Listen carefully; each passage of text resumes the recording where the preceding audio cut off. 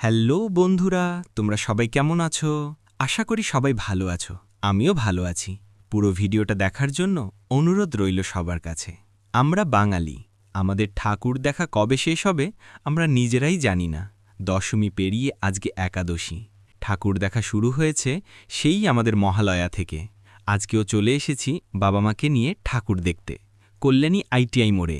এতদিন ভিড়ের জন্য আসতে পারেননি, আজকে একদম ফাঁকা, তাই চলে আসলাম। প্যান্ডেলটা অসাধারণ হয়েছে, ভেতরের কাজগুলো একদম নিখুঁত। আর মায়ের গায়ে এত সোনা দেখে মন মুগ্ধ হয়ে গেছে।